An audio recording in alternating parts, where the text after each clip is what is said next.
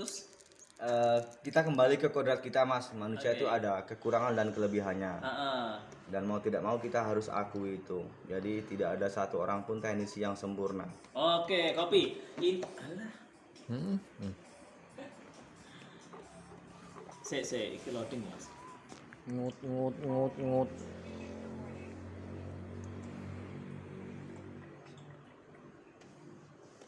Nah, iki lambat nih.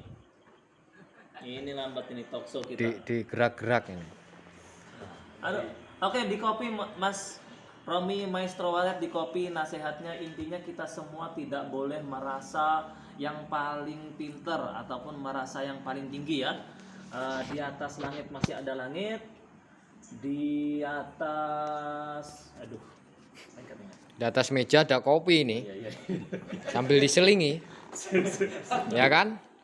Oke, intinya di kopi Mas Romi kita tidak sewajarnya merasa pintar ataupun merasa yang terbaik di antara yang terbaik. Di atas langit masih ada langit, di atas meja masih ada kopi, di atas kopi masih ada rokok. Selanjutnya Mas Ancur, gimana pendapat sampean ataupun nasihat sampean kira-kira supaya kasihlah kritikan. kita semua tetap terjalin silaturahminya ya. Kita ini sudah 2 bintang tamu kita mintai pendapatnya tentang menjaga silaturahmi. 1 kata 2 kata. Gimana kalau kita lanjut ke Mas Agus? Kita lanjut ke yang berikutnya yaitu menjaga komunikasi sesama teknisi dan petani walet. Nah, kira-kira karena teknisi dan petani walet itu kadang-kadang nggak sinkron loh. Teknisinya udah sampaikan kekurangan dan kelebihan ataupun kenapa kok gedungnya itu nggak produktif, tapi terkadang petani waletnya nggak sabaran. Kadang-kadang teknisinya udah sampaikan kekurangan gedung waletnya, tapi tetap saja petani waletnya menggunakan berbagai macam cara. Padahal petani waletnya udah bayar mahal ke teknisinya, tapi ternyata teknisinya hilang. Nah, mungkin ada tips ataupun saran dari Amang Julak dulu ya. Amang Julak ini karena yang lebih sepuh daripada Mas Agus. Jadi kita berikan kesempatan dulu ke yang lebih sepuh. Kita lewat. Ayo Amang Julak, kira-kira apa saran nasihat buat petani kalau sudah bayar mahal ternyata oleh teknisinya ditinggal begitu saja atau tidak dirawat dengan baik gedungnya? Monggo. Artinya kan begitu Mas. Berarti kan teknisinya tidak punya tanggung jawab. Iya, memang kondisi di lapangan itu teknisi ada yang bertanggung jawab sepenuhnya, ada juga yang kurang bertanggung jawab. Iya, seharusnya kan terjadinya kesepakatan itu kan terjadinya untuk bekerja pasti ada kesepakatan kedua pihak kan. Oke. Nah, kalau nggak ada kesepakatan nggak mungkin terjadi kan. Ya. Betul. Intinya harus punya tanggung jawab. Kita sebagai teknisi harus punya tanggung jawab penuh lah. Tapi untuk ini. Kondisi di lapangan itu Amang Julak ternyata kesepakatan itu hanya secara lisan, jadi tidak tertulis. Akhirnya kita tidak bisa menuntutnya secara tertulis. Jadi menuntutnya adalah dengan perasaan akhirnya. Iya.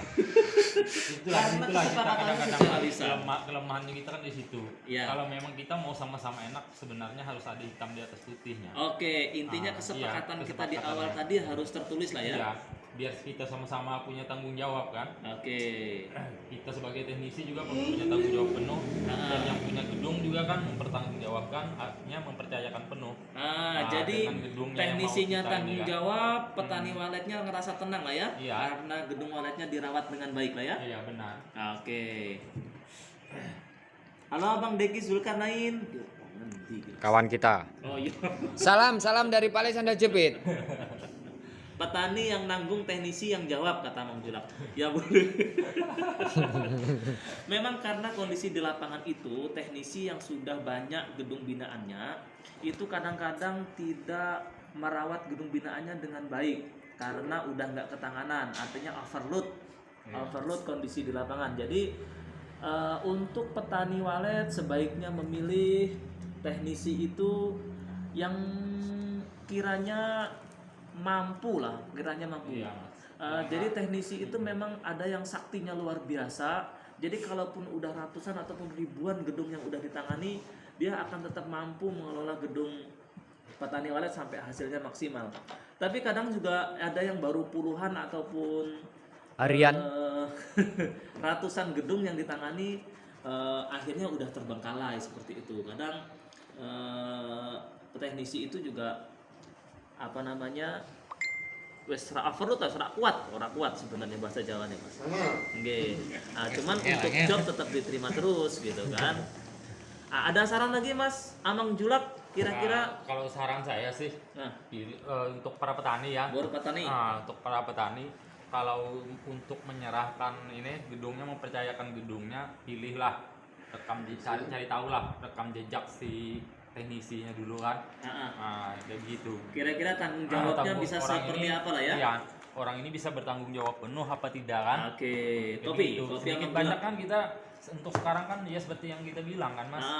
Untuk mengetahui rekam jejak seseorang kan kita dengan adanya media sosial lebih mudah kan. Oke. Oh, ini kita kan banyak teman kan. Aja gitu. oke. Oke, itu saran untuk petani. Nah, kira-kira sekarang tips untuk sesama teknisi ya, kayak kita ini teknisi ataupun tukang ataupun kuli, kira-kira kalau menerima job ataupun menerima gedung binaan, sarannya seperti apa agar petani tidak kecewa? Ya disesuaikan lah Mas dengan porsi kerjaannya kita masing-masing. Sesuai kemampuan lah ya. Sesuaikan kemampuan kita. Kalau memang jarak jangkauan kita nggak bisa menyanggupi permintaan si petani, Jangan maksa lah ya. Janganlah kita menerima langsung kan. Iya, Kalau oke, memang oke, kita oke, akhirnya oke. membuat jelek nama kita, tidak punya tanggung jawab penuh.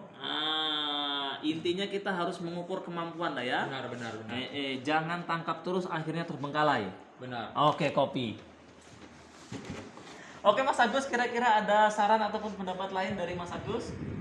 Kemungkinan sudah cukup dijelaskan ke sama Bang Mastro sama Amang Julak. Oke, kira-kira jos aja lah ya. Jos sudah. Oke. Oke Mas Agus.